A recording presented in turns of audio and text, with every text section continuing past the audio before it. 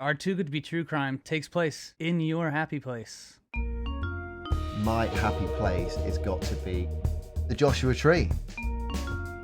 Country rock legend Gram Parsons. I guess what he didn't say was, I want you to steal my body, set me on fire, and leave half of me in the Joshua Tree and get caught and let the other half be sent back to Louisiana. Here we are back for another episode of Too Good to Be True Crime. Austin over in Manhattan. I can tell that you're in Manhattan because I can hear the sirens in the background as always. It gives me a nice atmosphere. I am sure you can. I know there's always a siren going on outside. I like it. How are you, buddy? You all right? I'm good. It used to be worse than just a siren outside because right across the street from us used to be McFadden's. What's that? A pub, a bar, and so we used to hear the bar goers on a late Friday and Saturday night, and it would sound like they were right outside our window. We're on the 8th floor, and it would just sound like they were right outside of our window, even though they were down on the corner. So, I won't complain as much about an occasional siren these days. Well, the sirens hopefully make you feel a bit safer, right? Yeah, sure, exactly. Let's go with that. Mate, there's got to be a true crime in this, right? So it's because we're into the new year and stuff now, and I'm so desperate to give up my vape. Like I've become vegetarian, I don't drink anymore, and the last thing I want to give up is my vape, because I think I run quite a lot these days, and I know that my lungs are saying to me, you would be better off if you didn't vape. You really would, and I want to give it up. And you know what? There's not enough research about it yet, or there's not enough evidence to suggest how bad it is. But we all know that it's bad, right? Nothing. Hold on, let me just hit my vape real quick.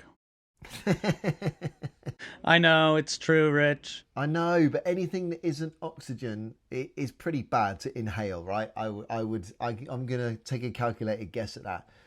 And I'm sure, I was looking at this and I was reading about trying to think to myself, if I read some stuff that's horrifying, that's going to help me give it up. Because I find it so difficult to give up. Honestly, cigarettes, they were hard to give up. Meat, not so difficult to give up. But the vape, for some reason, it gets a hold of you, doesn't it? It's like, is it because you can do it indoors, you can do it wherever, and like you've always got it in your hand? And I'm thinking, Oh my God. And I get to the point where I'm worried. I'm like, how am I ever going to stop this? It's a real panic. And then I think the longest I've done since I've been vaping, which is probably about 4 or 5 years now, I did 2 weeks. By the Friday of the second week, I was angry. It's like, it should be out of my system now. I shouldn't be craving it. And I'm still walking around angry. Mate, there's got to be a crime in this, because I was looking at the ingredients in vapes, right? Because someone said to me, it's not necessarily the vape that's going to give you cancer, but what it'll be is the ingredients that could promote a cancer, like the sweeteners and stuff that like can activate specific cancers in your system. Now, what I found here, this first one, I think it's called, forgive my pronunciations, it's not my strongest suit, but I think it's called diacetyl, right? So this is a food additive used to deepen e-cigarette flavors. Is also known to damage small passageways in the lungs, right? So that's what that one does. Horrendous. Also, formaldehyde, which, as far as I know, formaldehyde is what they use to preserve bodies, right? Preserve dead bodies, and so they don't rot. So that toxic chemical can cause lung disease and contribute to heart disease. And the other one is acrolein, most often used as a weed killer. This chemical can also damage lungs. Now, all those things are in vape juice, and we're putting that into our lungs. Are they definitely in all vape juice? Well, it says other common substances found in e-liquid or produced when it's heated up and pose a risk to the lungs are these, and they are the aforementioned 3 things. So I would presume that in most vape juices there would be those things, and surely manufacturers, I guess it would be the same with cigarettes though. The manufacturers know what's in it. They also know that that is potentially life-threatening, and yet it's put inside the vape juice and it's sold for consumption. Is there a too good to be true crime in there? Well, part of the crime is that we're still consuming it, isn't it? I know. Well, that's the thing. Are they saying this is what's in it? Here's the details. It's up to the individual to make a decision. And we I all know, as suppose human so. beings, left to our own devices, we fuck it up most of the time, right? So surely Yeah. it should have someone saying, "You can't have this because it's bad for you." But mate, reading that, I go, "Oh God, I so want to give it up, but it's so hard." Any suggestions? If any of the listeners have any suggestions of how to give up a vape, honestly, please send them in. I would be more than grateful if I could read some things that people did to give up the vape, because it is finding it really If you've tough. used alternatives, if you've used different Yeah. kinds, yeah, if you've used something, an alternative product to help you, quit your vaping, or how did you do it? Well, there's that thing, isn't there? I can't think. Is it called like the oxygen bullet or something? And you wear it around your neck, and you suck on it, and I think it's just like literally it filters the oxygen through your system, so you're not actually taking anything other than air into your lungs. And it says it sort of pacifies that craving, so you're getting something like going into your into your throat and your lungs, which is obviously not bad for you. But yeah, man. Well, please, everyone, write in, help me out. And whilst we're talking about like helping out, like, subscribe, share the pod, help us grow our listenership. It's doing well so far, but we can always do with some more listeners, can't we? Yeah, we want more friends. Let's go. Yeah, please. But you know what, Austin, it's cold outside. It's dark. I mean, you're 5 hours behind me in New York. It's already dark here. It's Is it? miserable. It's damp. It's not nice. It's not my favourite time of the year, to be honest. So I'm just imagining myself somewhere in the sun on a lovely beach. I want to go to my happy place. That's what I want to do. Our listeners, they know that we're in a band together. And one of the songs that Rich wrote is about one of his happy places. Yeah. And Rich, our Too Good to Be True crime takes place in your happy place. Does it? I'm excited. Tell us where it is, Rich. Where are we going to be hearing a Too Good to Be True crime today? My happy place has got to be Southern California, Joshua Tree, out in the desert, under the stars. Beautiful part of the world. Honestly, I encourage anyone, if they get an opportunity to go, experience that spiritual side of the Joshua Tree. It's great out there. Okay, I'm really glad that your happy place isn't like a dirty pub somewhere or something like that. That's a huge Imagine if relief. imagine if I said that. Yeah, well, my happy place is a really disgusting factory in the north of England, and that's where it It would is. have ruined the whole story. What is so awesome about Joshua Tree? Well, I think for a start, the drive from LA to Joshua Tree is fabulous, because you kind of drive out the city, you're leaving it behind you, and then suddenly there's just like desert and wide open space just happens upon you. And being in the UK, we're used to a lot of rolling fields and hills and stuff, but we're not used to kind of that desert landscape. And it's just the sheer scale of it and the size of it, when you see it in front of you, and it's like, east, west, north, south, it's just like nothingness for miles and miles and miles. And then the air feels really clean there, and the sky, there's very, very rarely ever any clouds there. And especially at night time, there's like real silence. You can hear like crickets and rattlesnakes and all that kind of stuff, like out in the desert. But then the sky is just so clear, and the stars are so bright, there's no light pollution, and it just feels like really, it feels like a magical place. And people said that to me for a long, long time. But when you get there and you just experience, it's like a real sense of calm and spirituality. And you kind of you find yourself just getting absorbed by it. And you can go for long hikes, and the daytimes are amazing because that kind of desert scenery is really aesthetically pleasing.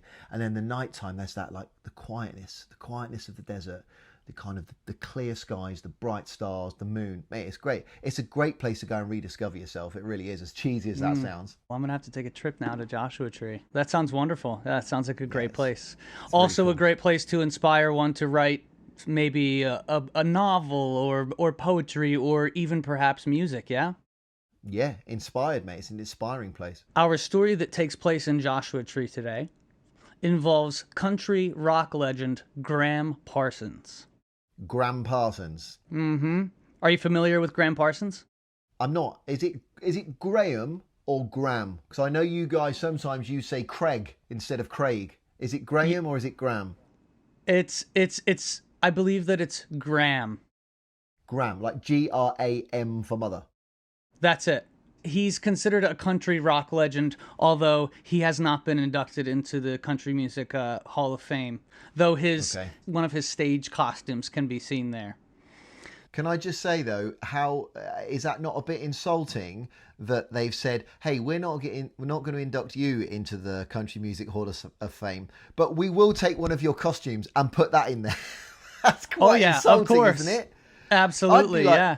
I'm like, no, I'm keeping my clothes. Thank you very much until you put me in there. Yeah, Continue. exactly.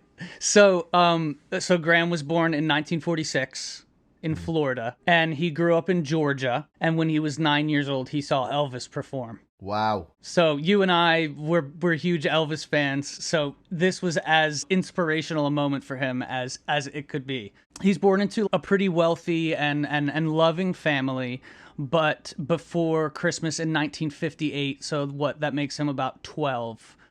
Okay. Just before Christmas, his father took his own life. This obviously really rocked the family. His mother struggled with depression beforehand and even more so now. So this really started, a very turbulent time in Graham's life. He's 12 years old.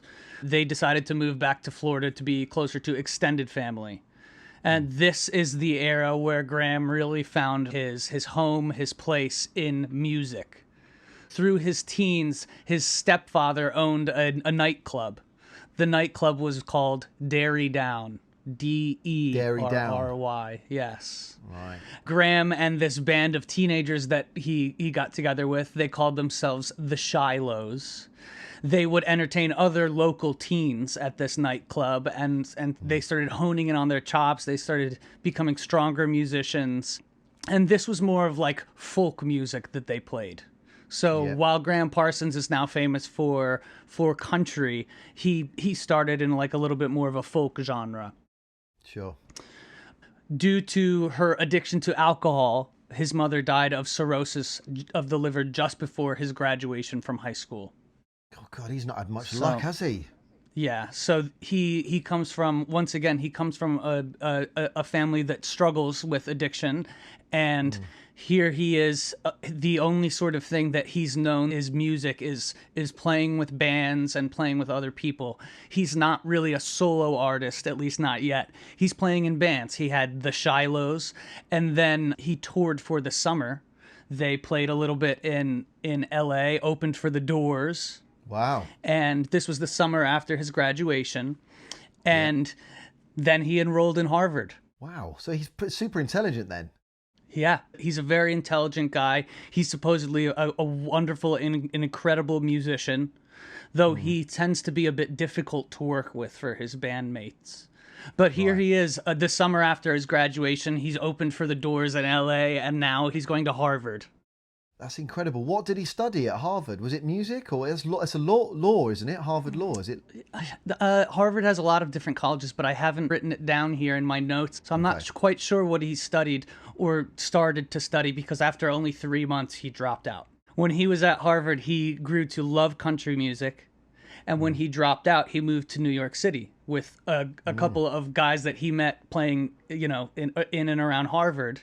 They had formed a band. He moves to New York City, and the International Submarine Band starts playing around the city. The International Submarine Band, which is the name of his band, is it? That's right, yes. That's quite a cool name. They start playing around the city. They spend some time in LA, the International Submarine Band. And what had already existed of, using drugs, smoking, drinking, this only started to escalate as his band started doing better and better. Yep. So by the end of this year of 1967, that makes Parsons 21 years old. His band has a record recorded, and him and his girlfriend have a daughter. Only the next year, he quits this band. Wow, he doesn't stick at anything much, does he? He really is a little bit of a transient figure. He's electric as a musician. He has very commanding presence, but he's very difficult to work with. But Gets bored easy. Yes, and once again, his alcohol and drug use was really getting in the way of him being able to be a functional member of a group. Right. So, interestingly, he does not get fired from this band. He quits this band to join quite a famous band called The Byrds. Are you familiar with The Byrds? Byrds. Yeah, I have heard of The Byrds. I wouldn't be able to sing you one of their songs, but that rings a bell. Yeah. So Gram Parsons has now joined the Byrds in 1968, and he kind of signed on as a pianist, but he was given or took on some more artistic responsibilities and started taking on sort of vocal duties, but ultimately he helped reshape their sound from a folk sound to a more country sound. And this wasn't a bad thing for the Byrds. But someone in the Byrds, Roger McWynn, said, "I thought I just recruited a piano player, but instead I got a monster in sheep's clothing." So he was still difficult to work with then. He's an artist. He's got to cut him some slack. He's an artist, I guess so. I guess we have to cut him some slack. Diva. He surely did, make wonderful contributions to the music world and the music canon. After taking some artistic liberties with the Byrds in 1968, they go on a European tour.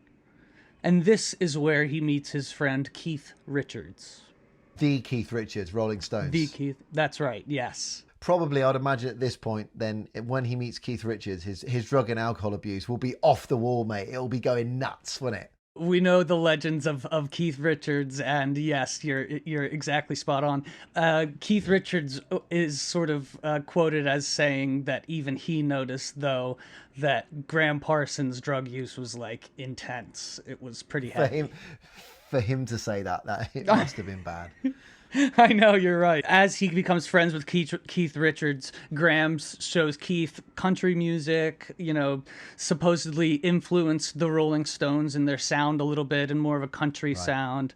And Gram even covered Wild Horses at some point. He had a release of Wild Horses, yeah.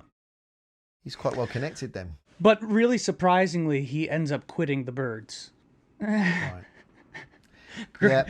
Gram's left the Byrds. I'm not shocked. He's flown the nest. He's flown the coop. He tries, another two bands. They don't really work out. He continues to be difficult. And so by the time 1970 comes around, Gram Parsons begins working on his first solo album. He's joined by female singer Emmylou Harris. And there are lots of rumors about their relationship and whether or not it was strictly professional. But that's not the too good to be true crime for today. Okay. In this solo album, Gram recruits the guitarist and drummer from Elvis's band. This is James Burton and Ron Tutt. Yeah, so he even gets to play with some of the musicians from that early performance that he saw that inspired him so much. I wonder if he was difficult to work with them, because they'd have been like, "Hey, dude, we've worked with Elvis. Shut the fuck up and just get on with it." This solo album of his, he calls it GP, his initials, and it released in 1973, and it did not do well. But alas, Gram started working on his masterpiece, which would be an album called Grievous Angel. Where do you think Gram went for his inspiration in working on his masterpiece, Grievous Angel? Well, I would imagine, hence our previous conversation, that Gram, for his inspiration, has gone out to the Joshua Tree. That's it. And he's taken that exact drive that you talked about, right? That beautiful drive, because he's coming from LA. Yeah. So he would go to Joshua Tree quite a lot. He would go with Keith Richards. They would stay at the Joshua Tree Inn. They would frequent bars, and Gram would play. He would sit in with other musicians. He would do some photo shoots. Gram would also search for UFOs. He was relatively convinced that they were there and they were out there somewhere, and if you were going to see them anywhere, it would be Joshua Tree. Of course, because obviously, like all aliens and that, they know if we're going to go to Earth, we have to go to America. We have to be seen in America. That's the place to go, isn't it? Getting down the USA. At least the best entertainment, I think. Yeah. And also, if he's going to Joshua Tree, there's a place just outside called Pioneer Town. Mate, it's incredible. And for someone coming from this side of the pond going there, it's like an old West town, and it's been kept like that. So you can still tie your horses up outside, dirt track roads, saloon bars. He must have spent a bit of time there, I would imagine. I'm sure Yeah. that he hung out in Pioneer Town and got some inspiration for that. If not for his music, at least for some of his clothing and his stage costumes. Yeah, sat on a cactus, stabbed his ass. That's it. Yeah. So the other person that will often go on these outings to Joshua Tree is Phil Kaufman. Phil Kaufman. Is he a relative to Andy Kaufman? I don't know. But Phil Kaufman is Graham's manager and Graham's producer. Okay, so probably not then. Yeah, probably not. Phil Kaufman goes on these trips, partakes in the drug use and all of that stuff. And All the shrooms, mate. They're taking all the shrooms there. I'm sure they were. I'm sure they were. Phil Kaufman and Gram Parsons, they're very good friends. They have a very close relationship, yeah. 1973, July 15th, Phil Kaufman and Gram Parsons are together at the funeral of Clarence White, another musician, who was killed by a drunk driver. Okay. And at this funeral, there are other musicians, industry people, and it was a very sad, somber funeral, as most are.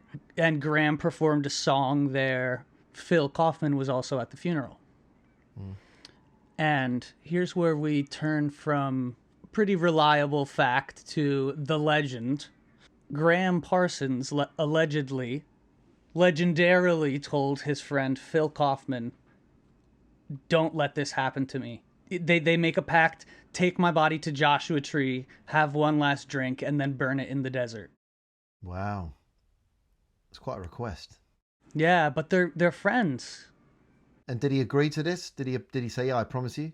He did. He made the pact. Yeah, that's a heavy pact for a friend to make. Yeah, something to carry around. Yeah. I know what kind of friend you are. I know if you made a pact with someone, you'd feel pretty compelled to uphold that pact. Mate, I'd burn your body. If you asked me to, I'd burn your body. I'd douse you in kerosene. I'd set you alight, mate. And I would I'd raise a glass of orange juice and I go, "There you go, mate." I didn't expect the pod to be the place that we did this, but I think so. I'll send you over a contract right now. So this is the place that you wanted to, in the public domain, ask me, if you die, will I happily burn your body? And the answer is yes. 100%. Goes without saying. Graham finishes his masterpiece album, Grievous Angel. He finishes it in 1973 and decides to go to Joshua Tree. Okay. That funeral that we spoke about was in July. And on September 17th of 1973, Graham checks himself into room 8 of the Joshua Tree Inn. Right. And he does not wake up from his activities. Really? He does too many drugs. He overdoses. Yeah. And Kaufman is immediately summoned to, come and help take care of him. So Graham was with 2 other people in the evening, and one of them was administering CPR. And by the time Graham got to the hospital, the Yucca Valley Hospital, he was pronounced dead at the scene. So at the age of 26, the world lost Gram Parsons. 26? Is that all he was? Yeah, that's right. Oh, God, that's awful, because now Kaufman's got to start getting his matches and his petroleum ready, hasn't he? That's got to be tough. Well, fortunately for Kaufman, the body was initially declared by the coroner to be the death was declared of natural causes. Okay. Which is always a strange one. It's always a strange one, isn't it? When obviously if he's, severe drug use, you think that would be a contributing factor. But I always find that strange when they say, this person died of natural causes, and they're in their 20s or their 30s or their 40s. Like, how can that be natural to die at that age? You're not supposed to die at that age, right? You're right. I should specify, in quotes, it says natural causes pending autopsy. So right, okay, I suppose fine. that means, yeah, great, much better. I suppose so that means then that they don't think that this is a suspicious death, right, which is why which is why I say, good for Kaufman, because as you say, well, he's got to get ready. So he does. He gathers Graham's stuff from the hotel. He hides any of the paraphernalia, any of that stuff. He gets it all from the Joshua Tree Inn and heads home Yeah. to L.A. He spends the day having a good think and several drinks, and decides Yeah. that he needed to act. He needed to carry out his promise. And he also remembered that Graham hated his stepfather. He knew the stepfather and the rest of the family would get Graham's body back to Louisiana. They wanted to have a funeral there with a big depressing service. And Phil Kaufman was like, I'm not having that for my friend. Oh my God. So he's going to he's going to break into the morgue. Is that what he's going to do? No. He doesn't break into the morgue. He calls the morgue to find out that the body was already headed to the LA airport. Right. So he heads to the LA airport. Right. The body Heads is him off at the expected. pass. Yes, the body is expected to be flown to Louisiana. And so Phil Kaufman calls the airline, finds out when the flight is supposed to leave. This is 1973. You couldn't just Google it back then. He couldn't ask Siri what time the flight leaves. And so Phil Kaufman gets some friends together. He gets Michael Martin, who was Graham's assistant and also good friend. And the two of them take off in a hearse. Is the word hearse with a T or without a T? I think it's hearse, isn't it? I don't think Is it's it got just a T hearse? in it. I like it the way you said it. So maybe we should rename it Hearst if it isn't already. It does not have a T, but yeah, you're right. Maybe it should have a final T. Like it's fuck a full stop. Yes. Hold on. So they source a hearse from somewhere and then they drive it to the airport, or they steal the hearse that his body's in. They borrow this hearse that was usually used for their camping trips. It doesn't have any plates and it has several broken windows. Whoa. They used to take a hearse on their camping trips just because of the storage. That's right, yeah. So one of their friends has this hearse and they borrow it from them.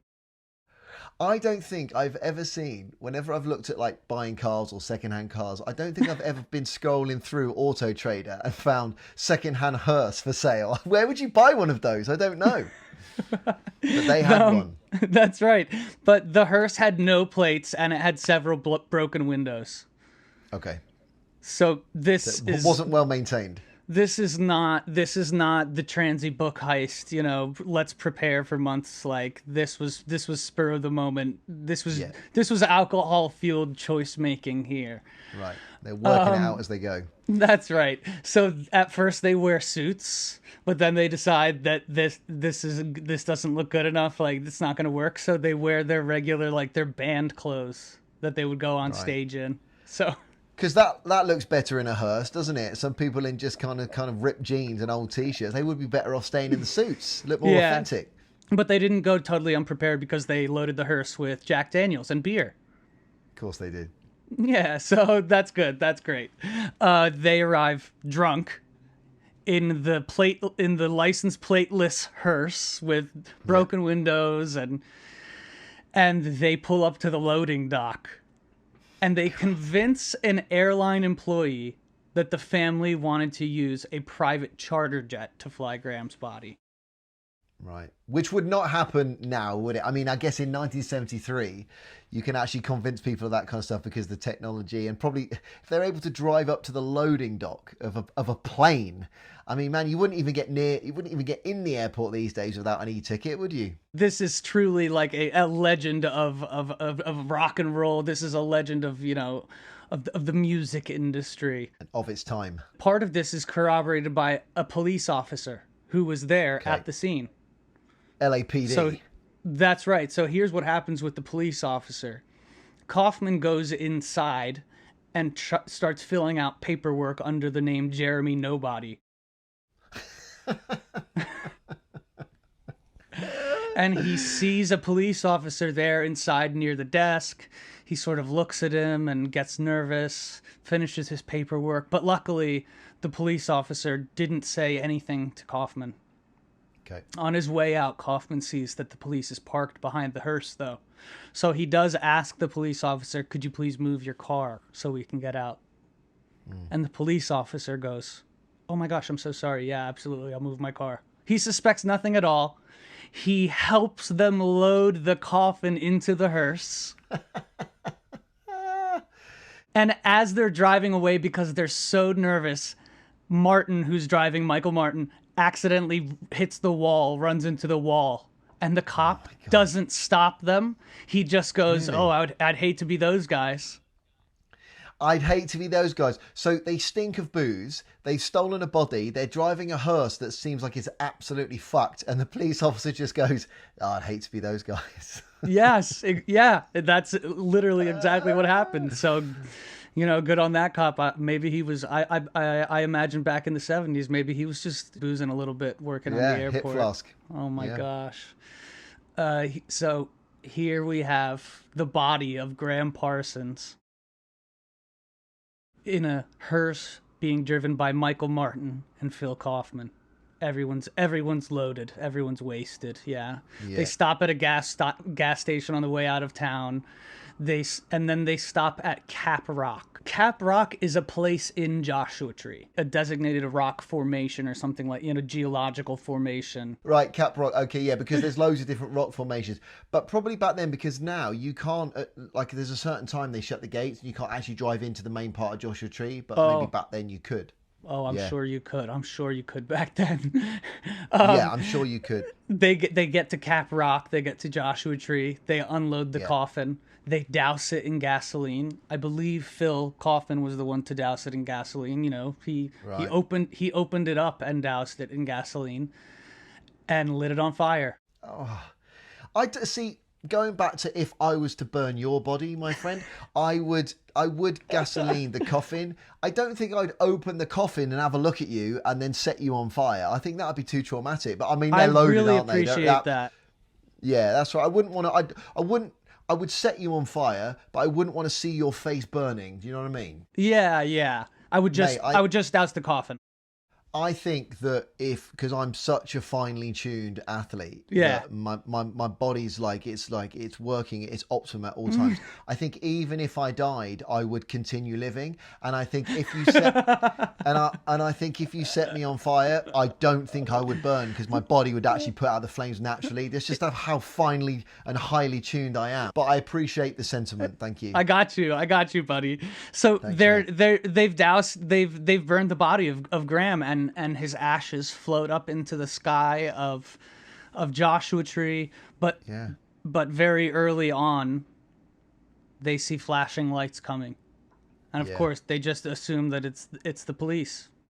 Yeah. So let me go ahead. Aliens? It's aliens? It's not the aliens. They get in the hearse. They leave the coffin and they return to LA. They don't get stopped by the cops. At least not in Joshua Tree. On their way out of Joshua Tree, they stop to sleep off their drunkenness, and when they wake up, the hearse won't start. Oh, a rookie mistake. Kaufman hikes to a mechanical shop. They get the hearse up and running, but then they get involved in a pile-up as they get closer to LA, and they rear-end another car. No. It's easily done on that road. Yeah, of course. The officer cuffed Martin. I suppose he was the one that was driving. But he turned his back on the two of them to check on the passengers of the other cars that were involved in the pileup. The hearse didn't have any plates. And the cop supposedly did not get an ID or the name from anyone yet because he was concerned about the other victims, the other people involved in the pileup. So Michael Martin allegedly slips out of his handcuffs and flees the scene with Phil Kaufman. He slips out of his handcuffs. Yeah.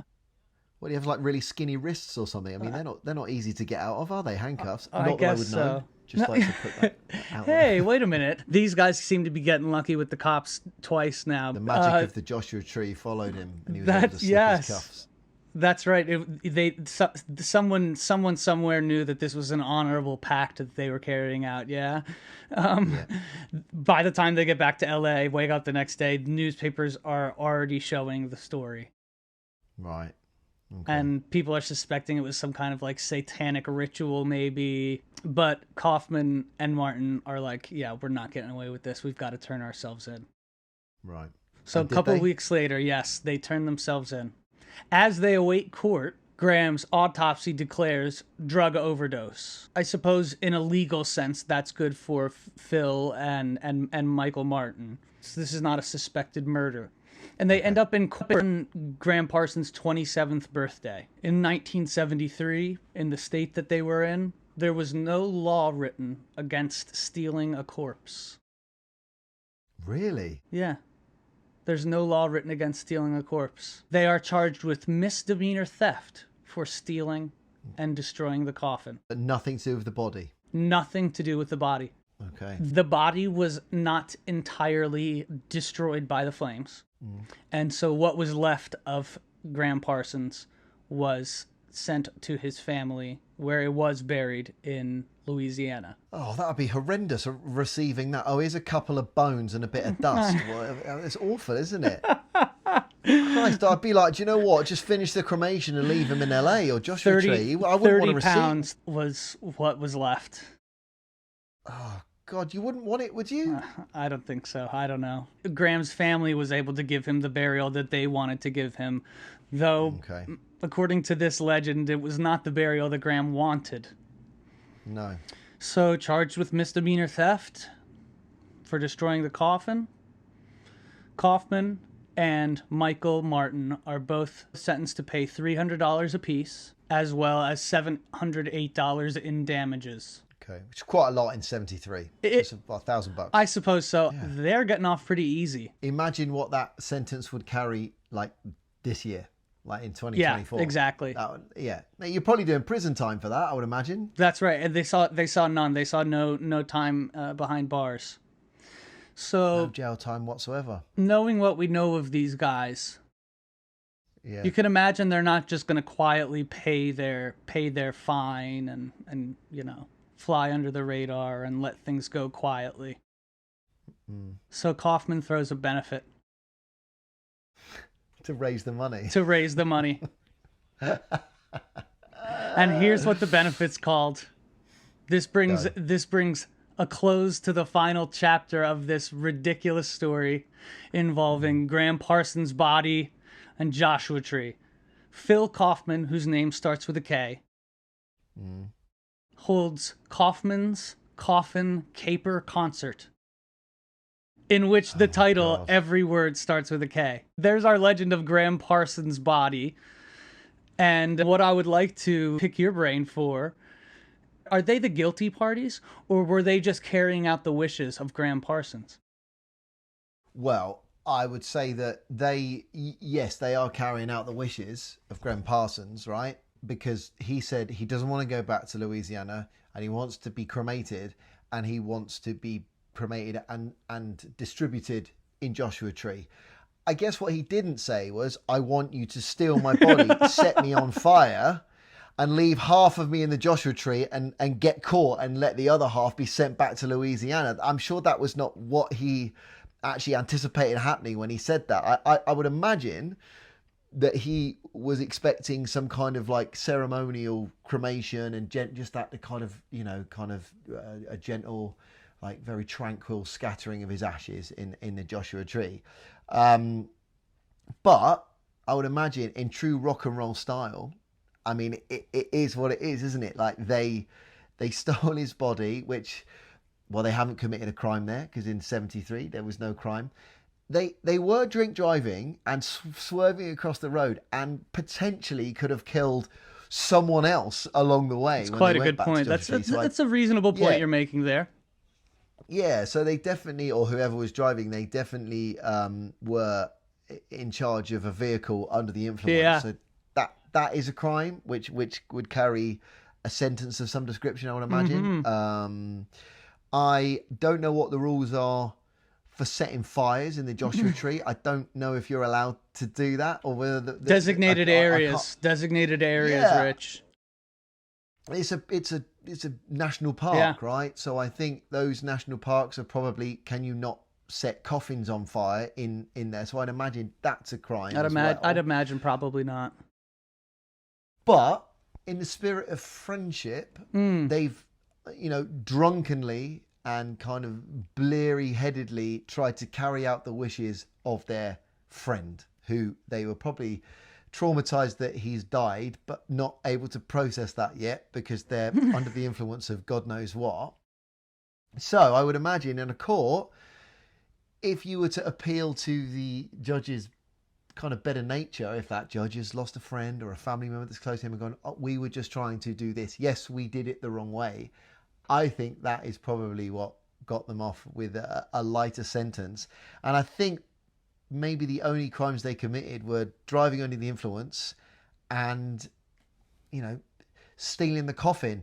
But in said coffin was their friend who wanted them to cremate him. So I would say just driving under the influence and potentially stealing the coffin.